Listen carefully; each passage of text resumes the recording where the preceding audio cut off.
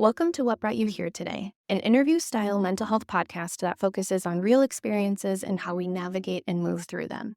The guests on this show provide personal and professional insight at times and come from all walks of life. Not all of the guests work in the mental health field, and they've all chosen to be brave and vulnerable while sharing parts of their story with you. Please keep your own mental health and well-being in mind while listening.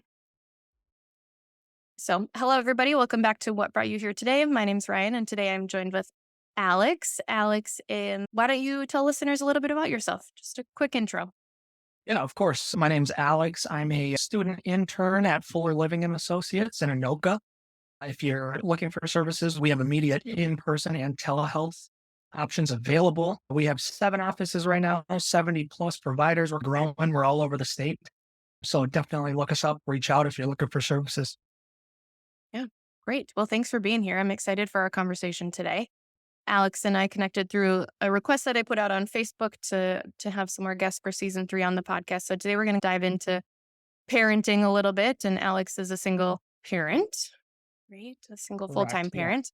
What's that experience been like for you? It's obviously been difficult, but also at the same time, very rewarding. I'll consider myself very grateful to be able to have my son every day and get to see him and enjoy that whole process. Obviously, it would not be done. And since I'm a student practitioner in marriage and family therapy, I have to lean on my support systems quite a bit. So I'm also very grateful that I have a close family that helps me and takes care of my son when I have class and such. Yeah. Having the support is really helpful. I'm sure really great. Yeah. And I go to graduate school at Adler Graduate School based out of Minnetonka.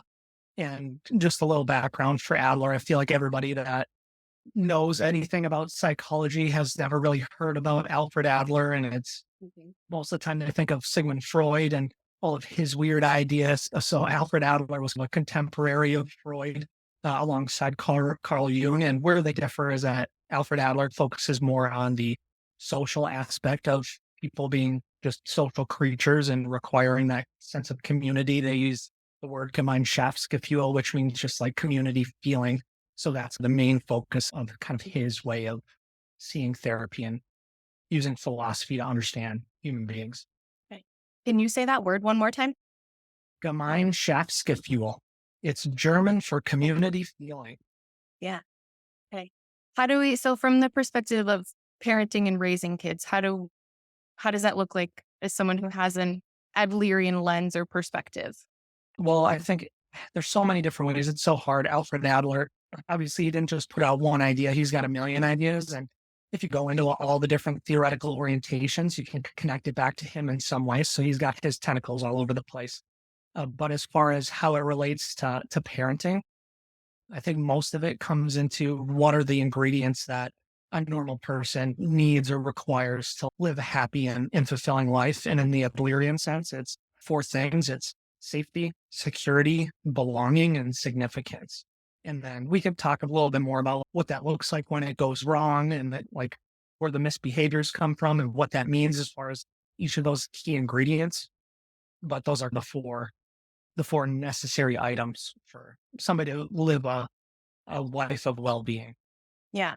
So when we think of like the social aspect of it, what is the importance of that when raising kids? Well, I think it's important not only for the kids, but for the parents. It's just an offshoot of evolution, I would say. If you think about mammals in general, like we require a tribe of sorts just for survival. If you're like pushed out of the tribe, chances of survival are fairly low. So we actually need that human connection as a feeling of survival. And maybe now in the modern age, we don't necessarily need it to survive. There are probably plenty of people now post-pandemic that work strictly from home and still never leave their house, but they still require that social connection in some capacity. And when they don't get it, they develop psychopathological symptoms like depression and anxiety and stuff like that. And I think that was especially hard for the kids during the pandemic too, because they couldn't go to school. They were losing out on all those social connections. And a lot of the clients I work with now are experiencing social anxiety because they don't know how to act in those situations anymore. They were pulled out of that, or during their formative years, they didn't get to experience that and go and make mistakes. And learn to have the courage to be imperfect in those social situations. So now they don't know what to do and they don't feel comfortable around other people, which is concerning. Yeah. I think I spend a lot of time in a big bulk of my work, like normalizing that for parents who have children who were, like you're saying, like in their formative years or like starting school around the pandemic time, that this has become a normal experience for this age group that are now, what, 8, 9, 10 years old, trying to figure out where their place is in the world and like how do they show up and what do they do. And from the parent aspect of like where we really are having to back up to learn a lot of these basic skills that they didn't get to learn because they weren't in school or were socially isolated because we had to be. Right. And I think if you imagine a kid before the pandemic and then after the pandemic, the same age range, that they have that pull from their social group. Hey, come join us, come play with us. We're going to go out and do and have these fun experiences together. And now it's the opposite where the kids are like pushing away from each other and they almost need extra encouragement from the parents to actually, hey, go out and do this thing. I know it's hard and maybe it's scary, but I know you can handle it. Yeah. Instilling the courage and the bravery. And I think it's really hard, especially for parents who have remained somewhat isolated, to really start to demonstrate and model that behavior for their child because they don't, how are they going to really know any different? Exactly. And I think you can put that modeling idea in a lot of different aspects. If you're, if you can imagine, if you can imagine a small child having an argument with their parents, never happens, right? That just never happens. But the parents, obviously, the first instinct is not really to maybe ground yourself and model, but if your kid's yelling at you and making you feel a certain type of way, that you're going to have a response to that. You have an automatic response, and maybe you yell back, which perhaps isn't the appropriate response. But what are you modeling for your children then? What is the behavior that they're learning from you? Mm. Yeah, because I was just talking with someone else about this, but they're just sponges. They just take in all of the information and all of the details. And only, and this goes for us as adults too, but we only know what we know, right? So if we're modeling yelling and fighting and whatever the behavior is, that is what they learn to also do. Going back to from the parenting aspect and like parent work of how do you start to shift some of your own behaviors so that your child can show up better. Right. And it also makes me think of the idea of trauma, maybe like a small T trauma of like your kid's on a swing set and they fall off the whole thing and they sprain their wrist. What's your response in that situation? Maybe you get wide eyed and you freak out. Your kid with the mirror neurons in their brain, they're going to look to you to like, what should my response be as the child in this situation? Should I also freak out? Should I Yeah. be anxious and worried, or should I be calm and know that I'm taken care of? And we're just going to do the things that we need to do. So I think it's really important just in general for parents to ground themselves and check themselves if they notice they're having certain feelings come up and using a top down approach of what does my kid need in this exact situation and how can I model good behavior for them. What is a common grounding exercise that you give to someone? I think square breathing is just the breathe in, hold it, breathe out, hold it. And that's the starting spot for most people. I feel like a lot of people get what they need to get out of that. It's hard when you're in a situation that requires an immediate response. Yeah. But just, I think even just having the awareness that you are having a certain type of reaction to whatever situation in front of you gives you that power. I think that's the Viktor Frankl thing is Mm. there's the action and there's the stimulus and then there's a space and then there's our response. And in the space between the stimulus and our response, that's where our power lies and how we're going to actually respond. So just because you have a knee-jerk reaction to react a certain way does not mean that's maybe the best way to handle it or the way that you should handle it. And that's where we exercise our power and our ability to grow is in changing what those reactions might be. Yeah. Or that's the way that you have to react. You still get to take a beat to choose how you respond versus react. Right. It's reacting versus responding. Yeah. I think I often have the conversation of just it's okay if you need to take a deep breath before you do something. We could that is okay, because that is also going to translate to what your child is experiencing. If you're not calm, they can't be calm. It doesn't work that way. Not at all. And I've been in talking about from the dysregulation aspect of this is why fights escalate and why battles continue to rise, because de-escalation only continues to further de-escalation. Yeah. If you can imagine a teenager getting into a screaming match with their parents, what is the final outcome? That there's a Right. winner? Like, does there need to be a winner? Should there be a winner in that situation? If you're the winner, then that means your child, or maybe you're the kid, the parent is defeated then. And do you want a defeated child? What are they learning by being defeated? That maybe they're inadequate. Maybe they don't belong in the family system. Maybe they're not significant to you if they're constantly being put down. Yeah. I'm curious about your thoughts on who are also trying to be friends, or parents who or parents who are constantly wanting to be better than the child or win the fight or be the top dog, however we want to say it, but what the impacts of that might look like. That's such a difficult question to answer because it's something I struggle with myself. I see my son more than I see probably any other person in my life. So it's hard to not be a friend in that type Yeah. of relationship.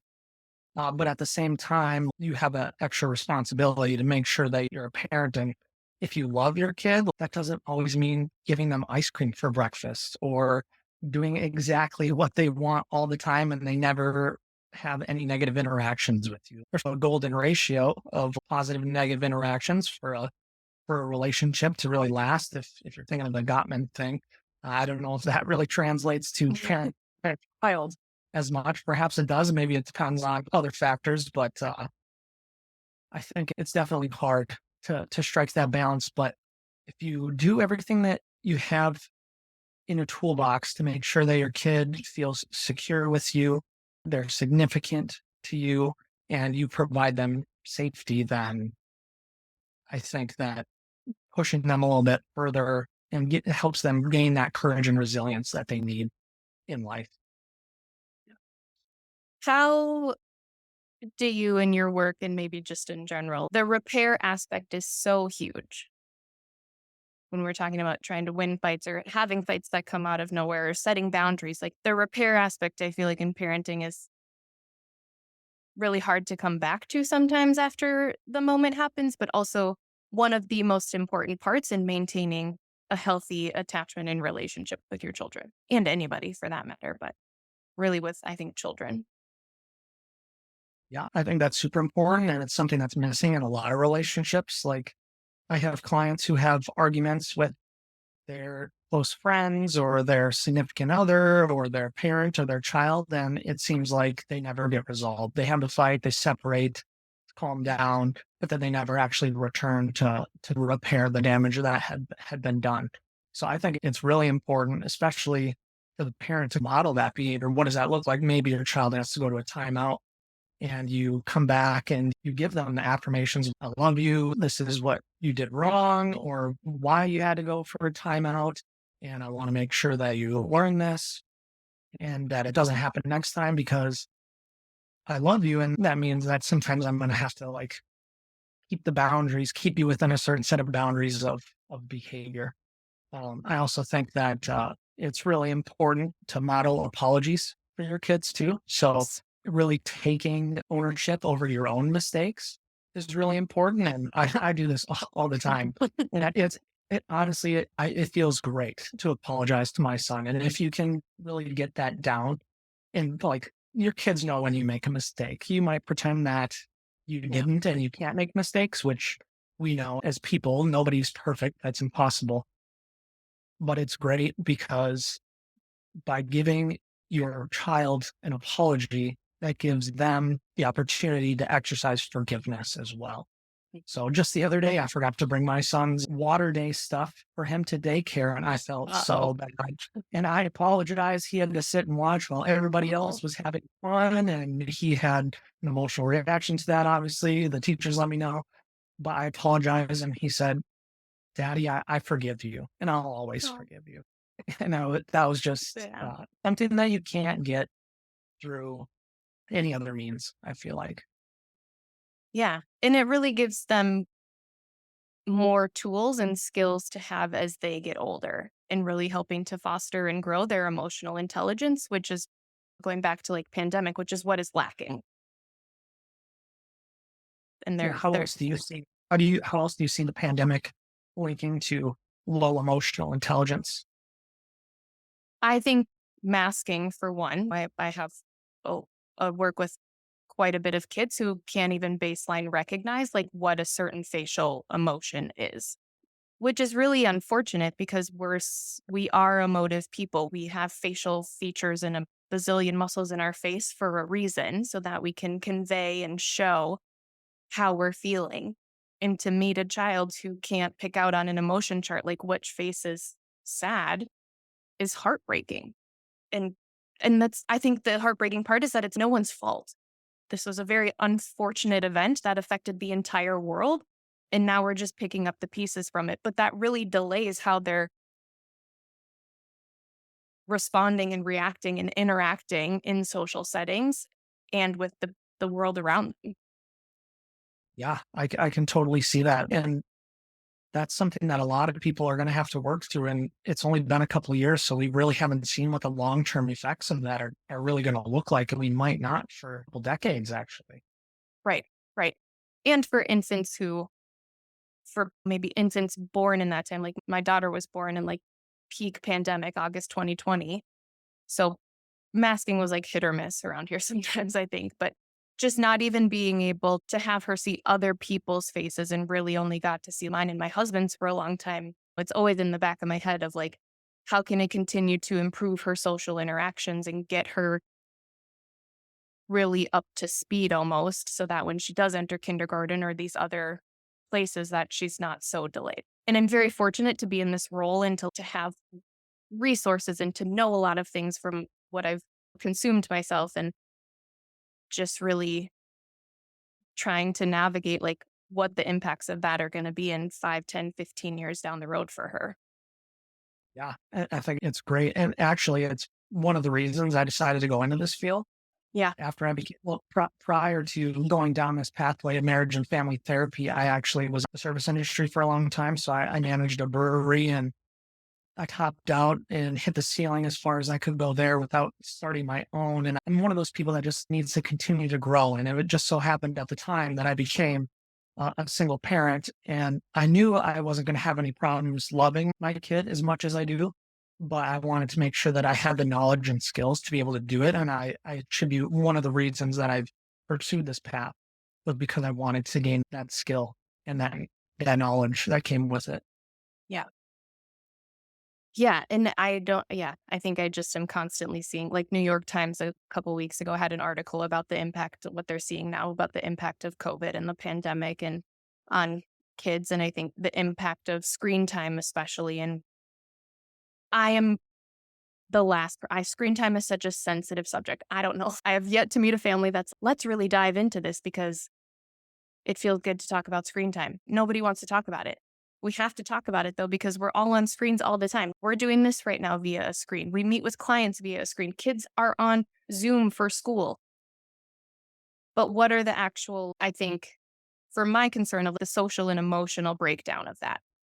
Not so much I don't really care what's happening, maybe more physiologically. I do think it can increase behaviors in some kids, but I don't think that's the bigger concern here right now. I think it's the social emotional aspect that we're losing and that connection, the people piece. Right.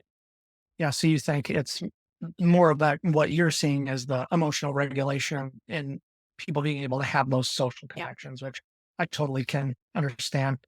In my own experience, I've had to mitigate the time that my son spends in front of Yeah. screens because Yeah.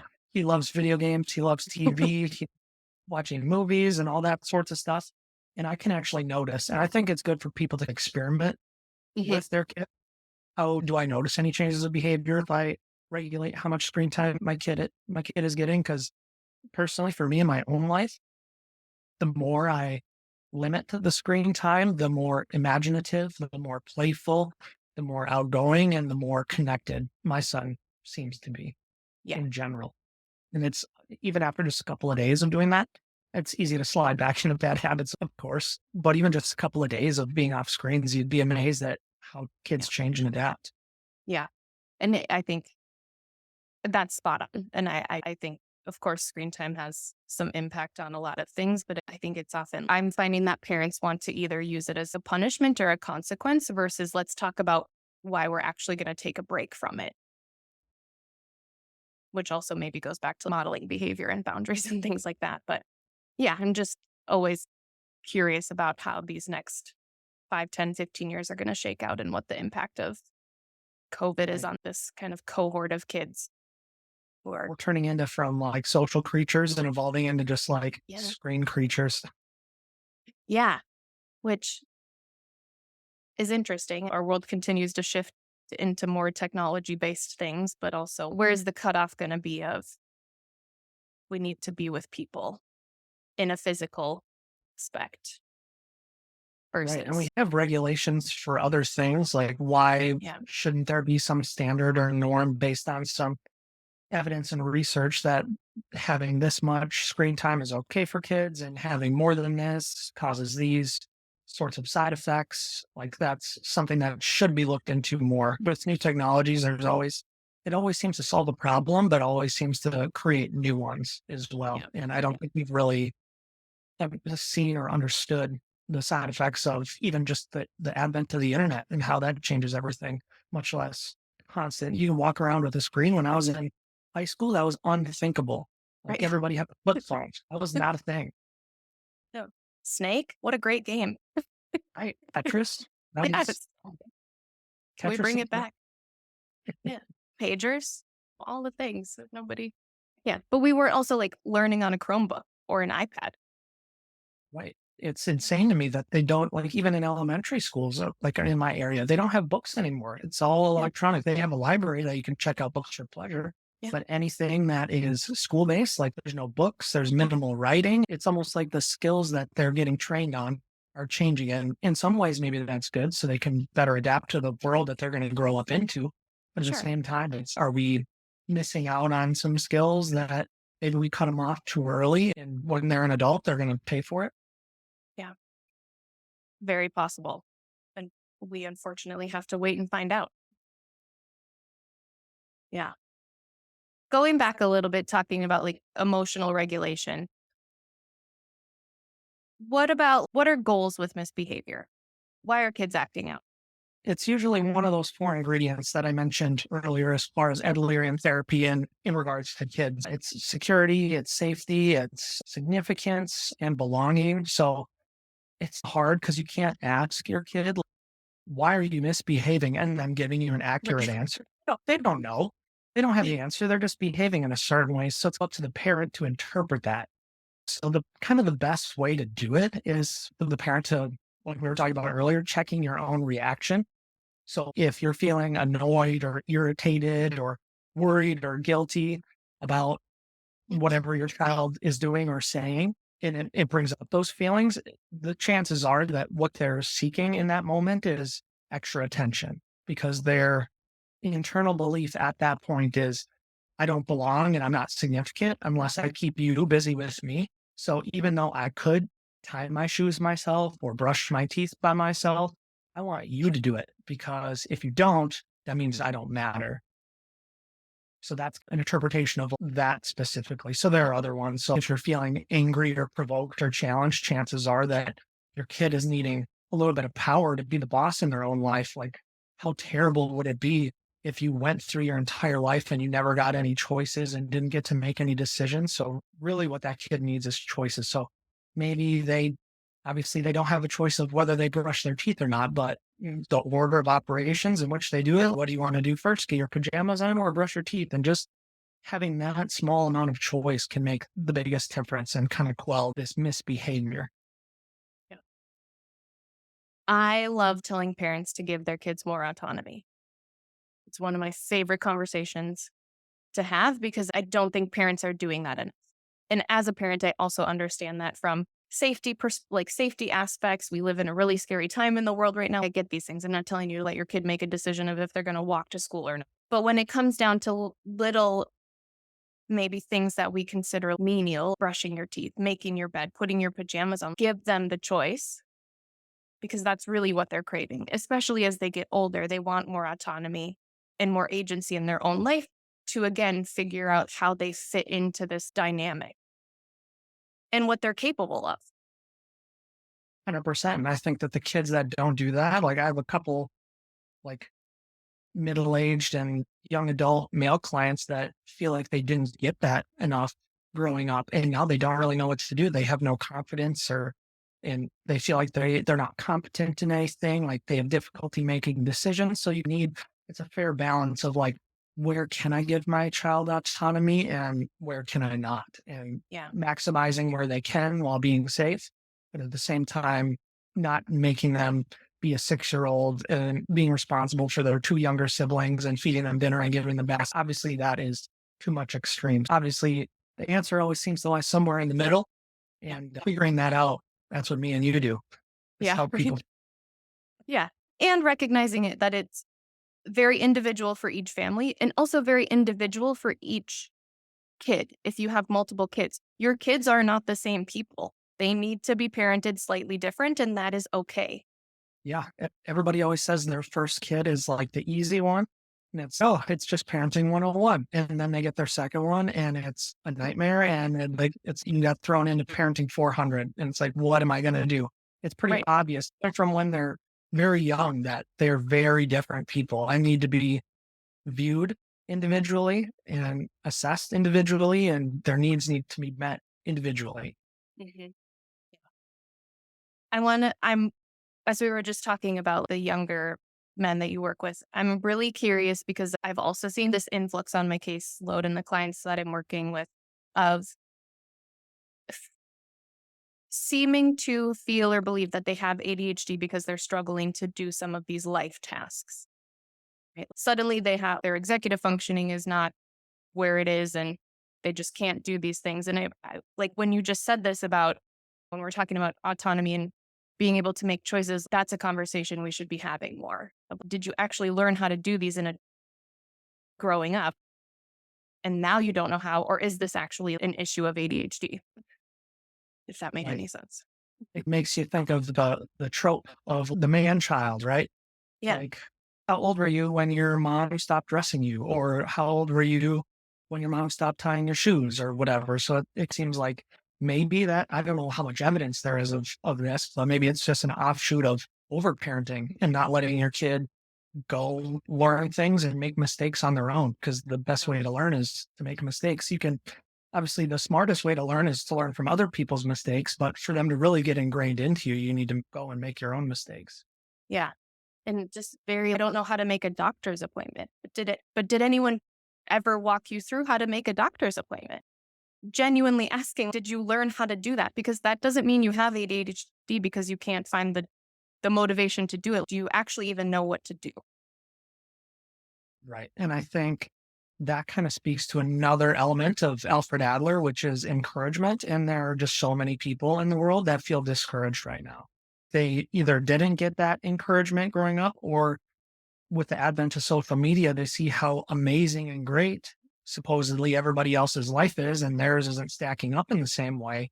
And they feel discouraged that way. So it's like, why even bother trying to go do this or take care of myself? Like, I'm worth loving in general. I'm just gonna, if I need to go to the doctor, I'll skip it. I don't care about myself enough to do that. Right. Right. What happens when there's a breakdown in those 4 ingredients?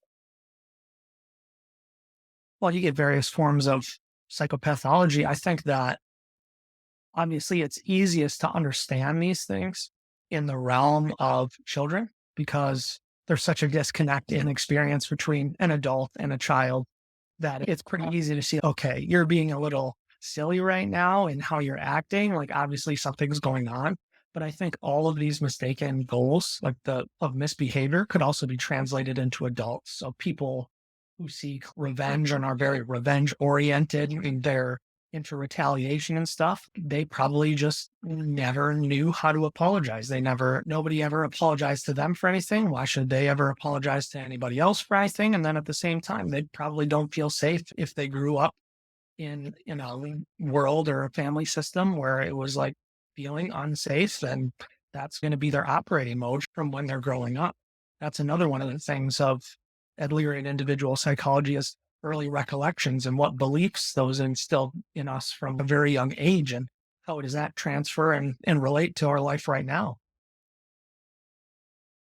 Yeah, I was just reading a book that said that's like it is physically impossible, like biologically impossible to have any memories before you're 2 because the hippocampus is not formed enough to make that happen.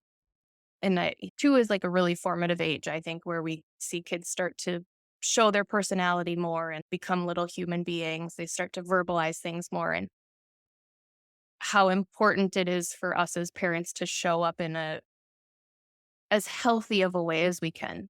I recognize that there are a lot of barriers for a lot of people out there. But what are some of your thoughts on just like ways that maybe parents who are struggling with some barriers or like co-parenting, for example, like how do we still show up for our kids when maybe they're getting 2 different parental experiences? Yeah, that's a really hard question to Yeah. answer because I feel like, especially at age 2, the trope terrible twos, like that is a difficult age to keep yourself grounded and calm. Like you are probably, especially if you're in a co-parenting situation, you're probably working, you're running all over the place to make sure that you have all the stuff at your house that you need to interact with the other parent who now you don't probably have a positive conversation with. I mean, it's important that you maintain that for your child, but I think obviously going to therapy, processing through that, I think self-care is the number one thing that most parents do not even see as an option for them.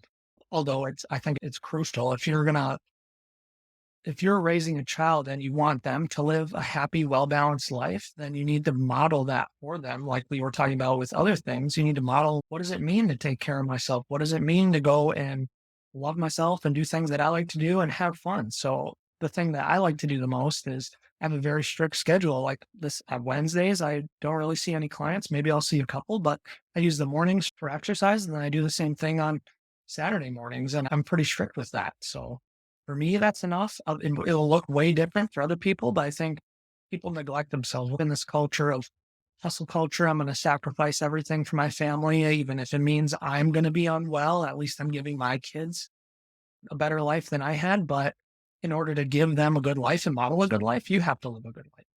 Right. Right. And I think there's this really interesting concept of what self-care even is. And I'm I feel like I might get some backlash for saying, but a shower sometimes is self-care. And I see this all over social media that like a shower and doing your laundry is not self-care. Sometimes, honestly, it is. Oh, yeah. And that's It's great. okay. I used to hate doing laundry, but now I love it. Like my kid can play with his toys over here, and I'm Mhm. gonna listen to a podcast that I want to listen to instead of watching Yes. Sesame Street Mecha Builders. I'm gonna listen to a podcast. So I'm just gonna fold, put away some laundry, and it's a good 30 minutes, and it's great. Yeah. Yeah. And it's enjoying the moment wherever you are. Sometimes the moment you have right now sucks. You're in a place where it's like, this is stressful and this is intense, but it's also just being aware and recognizing, oh, I'm allowed to breathe out right now. Whatever I'm doing right now, it's okay for me to just enjoy this moment. Yeah. And self-care changes over time. And as kids get older and become more independent, there's a lot more flexibility with that. My daughter's going to be 4 and she loves to help with the laundry now. So great. That is enjoyable for me as a mom to sit down and fold clothes and have a conversation with my 4-year-old. Like that's way Absolutely. more fulfilling for me than some other maybe typical forms of self-care. You need to go to have a spa day to feel fulfilled. Right. Yeah. Right. Because as much fun as those are, they can stack up. I've gone and got Yeah. massages and it's not cheap. It's not cheap.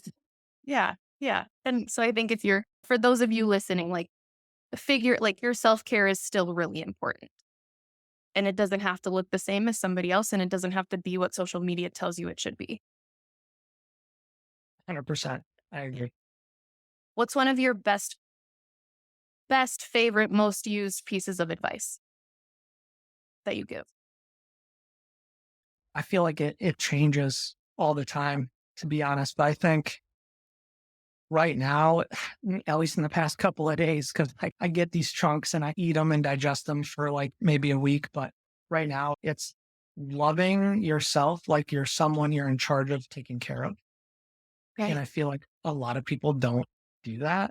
Yeah. They don't see that. They're all for loving and caring about other people, but they don't take themselves out of themselves and view themselves in that same way. So the statistic that I heard was that if you have a dog and the dog gets sick, there's basically 100% chance that you bring them to the vet, get the medication, and give them the medication as it's prescribed. But the Hmm. chances that you are sick and you actually go in for it, it's only 70% chance. And of the 70% chance, if you get medication, there's only a 50% chance that you actually take it as prescribed. So people don't take care of themselves in the way that they take care of other people and other things that they love, but they should. That's a wild statistic. It's very wild and concerning. Yeah. But I think like deep down we know that, right? And it goes back to that hustle culture piece of we constantly have to be doing things to keep up with everybody else. Right. It's like I might feel inferior to other people. So I need to keep pushing and keep pushing so that I feel either on par or superior to the Joneses, keeping up with the Joneses. Yeah. I think baseline, just take care of yourself a little bit better than you maybe have before. It doesn't have to be all at once. Rome wasn't built in a day and everybody just wants to snap their fingers or for us to say some magic words in session that changes their life forever. But it's just literally one step at a time, just a little bit to gain that momentum. And then before you know it, you went from standing still and now you're running down a pathway in life that you love. One final question. If you could do anything in the world and nobody knew what you did, what would you do? As far as career or for fun, Anything. Anything.